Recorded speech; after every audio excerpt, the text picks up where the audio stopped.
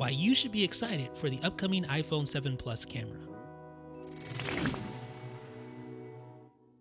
All right, so just to preface this, I love the iPhone. I love the camera. It is one of the most, if not the most popular camera out, and it has changed photography in so many ways. And while Apple does provide year-over-year improvements, the iPhone camera has limitations. It's certainly not perfect, and we're going to discuss some of those limitations here now. The first most obvious limitation is that the iPhone comes with a prime lens, so there is no zoom to speak of. If you want to zoom in on something, you physically have to move the camera closer to the object that you're focusing on. Now, don't get me wrong, prime lenses are wonderful, but they limit the amount of flexibility that you have. Another big limitation is that the iPhone features a fixed aperture, so there is no iris diaphragm to restrict or allow more light to hit the sensor. So you're going to have limitations when it comes to acquiring that super shallow depth of field. You do get some, but it just can't compete with a standalone camera with variable aperture. And also it's going to be inferior when it comes to low light photography as well.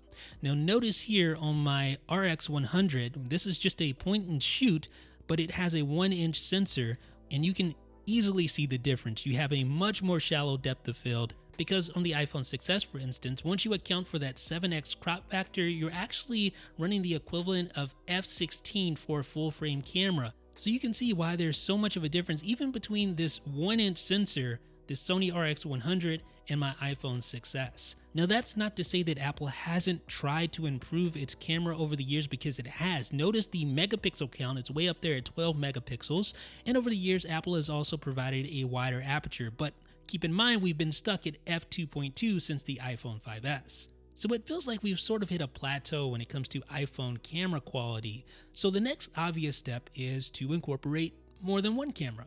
In the case of the iPhone 7 Plus, dual cameras. Now, Apple certainly won't be the first to do this. In fact, I'm holding an LG G5, which is LG's latest flagship smartphone, that incorporates a dual camera system, one with a wide-angle lens and one with a regular lens. And this system is really nice because it allows you to quickly switch on the fly between your regular lens and the wide angle lens to capture that perfect shot. So right here in the camera UI, you see these two little buttons here. Right now we're on the regular lens. You tap the wide angle button here, and then you get a much wider field of view because it's actually using that secondary camera. Now, admittedly, this is sort of a basic way of utilizing dual cameras within a smartphone.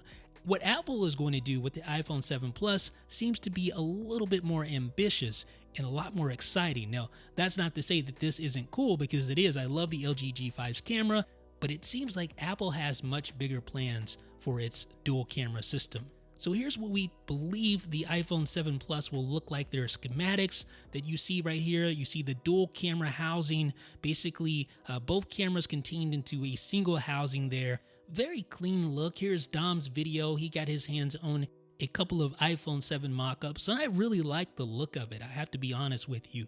Now, Steve Jobs was known for wanting to change industries, and photography was definitely in his crosshairs. In fact, in the summer of 2011, Steve Jobs met with the founder of Lytro, a company that makes light-filled cameras that allow you to focus on specific areas of an image in post. So that means that, yes, you take the photo and then you use the software to actually change what you're focusing on. It's a technology called post-capture focusing, and it's really cool. In fact, Steve was so impressed with this technology that he wanted Apple to work with Lytro, although that never came to fruition. Now, fast forward a few years, Apple acquires an Israeli company called Lynx for $20 million, and they specialize in multi-camera arrays. And in fact, their co-founder is still working at Apple as an engineer until this day. So why is this of note? Well, remember, Steve wanted Apple to work with Lytro, and one of the things that Lynx specializes in, post-capture focusing,